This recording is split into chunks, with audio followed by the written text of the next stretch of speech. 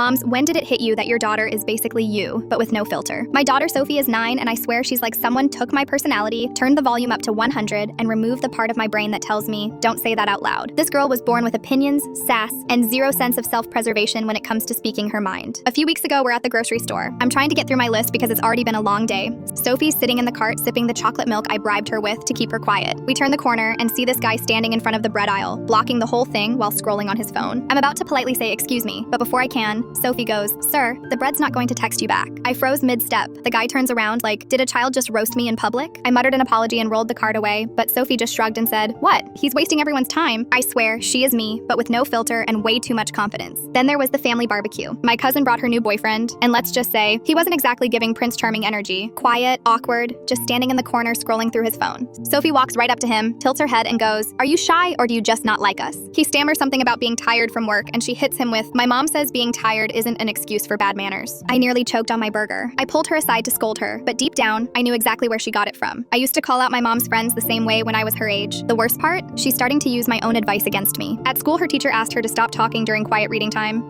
Sophie's response? "But you said always stand up for yourself." And my partner was ignoring me, so I was advocating. I got an email about that one, and the week after that, she took it to a whole new level. My husband, bless him, bought a ridiculous espresso machine because he's getting into coffee culture. It's massive, chrome, digital display, milk frother, the works. Sophie walks into the kitchen, takes one look at it and goes, "Is this why we can't go to Disneyland this year?" He tries to laugh it off, but then she adds, "At least it's cute for a midlife crisis." I had to leave the room so she wouldn't see me laugh, but the absolute moment I knew she was just me, raw and unedited, happened last weekend. We were having dinner with my in-laws, very formal, nice table setting, everyone dressed up. My mother-in-law is telling this long story about her neighbor's dog, and Sophie interrupts to say, "This is like one of Mom's stories. It just keeps going and going, but nothing actually happens." The table went dead silent. My husband's fork clinked against his plate. My mother-in-law blinked like she'd just been hit by a truth bomb she wasn't ready for. I kicked Sophie under the table, but she just took a sip of her water like a stand-up comic owning her punchline. Later that night, when I told her she couldn't talk to Grandma like that, she smirked and said, "But you said honesty is the best policy. I'm just living my truth." And that's when it hit me. I haven't just been raising my daughter. I've been raising a smaller, faster, more dangerous version of myself. The kind of kid who will roast you, smile sweetly, and then ask what's for dessert. God help us all.